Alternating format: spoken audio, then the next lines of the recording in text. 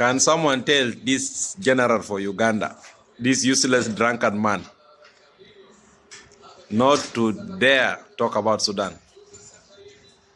Because Sudan can capture Uganda within 2 seconds. 2 seconds.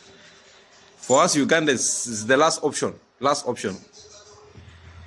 So you guys watch out. Tell this general, let him concentrate on drinking alcohol. Let him concentrate on taking beer.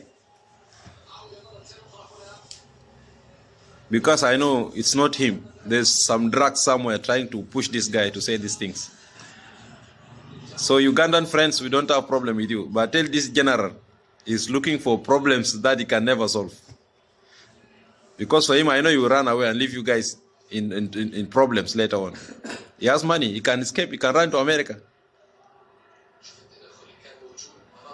Tell this general, tell this coward, tell this drunkard man, tell this alcohol master, Sudan is a no-go zone. We don't joke. Wallahi, if Sudan army steps into Uganda, I don't know where you guys are going to go. Yes, nkwanirizaako nnyo mukwano gwange yonna gy'osinza okuba ng'otuwuliriza webale kwekumira ku mayengo gano aga UG Updates TV.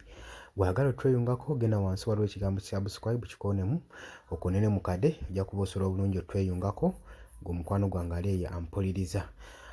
Ku mulamu ogwo nga w'oguwulidde Abasudaani nga beewera nkolokooto bageba ssaawa yonna Uganda kibatwalira seconds 2 okubanga baagitadde dda wansi. Bagenze mu maaso n'okuwooninga General Muhoozi Kainerugaba ku nsonga zayogera ensage oba entabwe eva ku General Muhoozi Kainerugaba ku posti gye yapostinga ku mukulu gwe ogwa Twitter nga yeewera nkolokooto nti ssaawa yonna Abasudaani asobola batwalira olutalo ewaabwe n'akomekkereza ezo entalo zibalimu ezigenda mu maaso n'okusaanyaawo obulamu bw'abantu.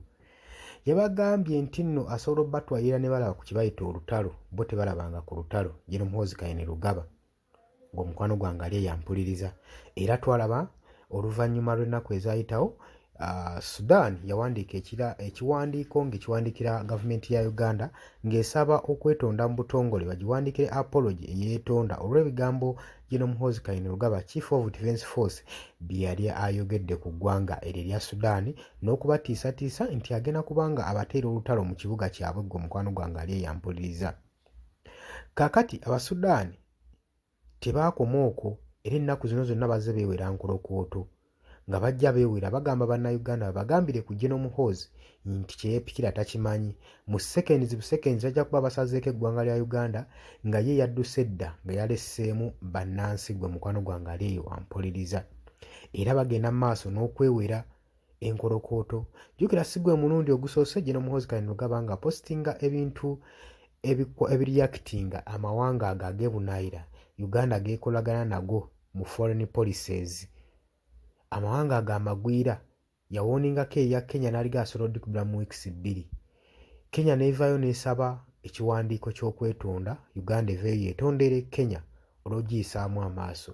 Teyakomye okwo n'avaayo na woninga abajaasi abali mu DRC Congo ba White Mercenaries nti abawadde essaawa mbale okuba nga bambuka eggwanga eryo.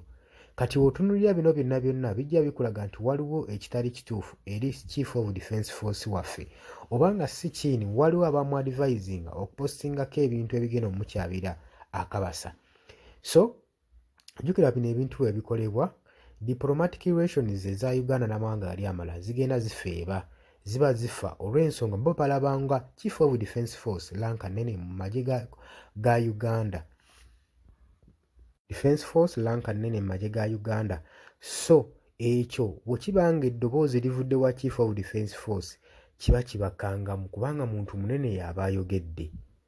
Oba olaba kwe basinziirwa okubanga bareactinga n'amaanyi ge baddizaamu we gava oyinza okubeera ng'oli mukulembeze nga tomanyi ky'oli naye nga ky'oli kikanga abalala gwe mu butamanyi okuba baakuwa lanka ekusinga obunene.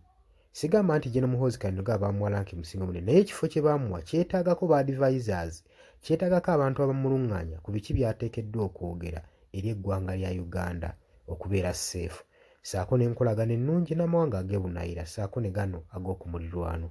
Golowooza ki ku nsonga yeeyo? Jangu mu comment section otangaaze, jangu liking, jangu sharing. Gwagala otweyungako genda ali waliwo ekigambo subscribe kikooneko ojja kuba otweyungako. Mbaagala nnyo mweraba.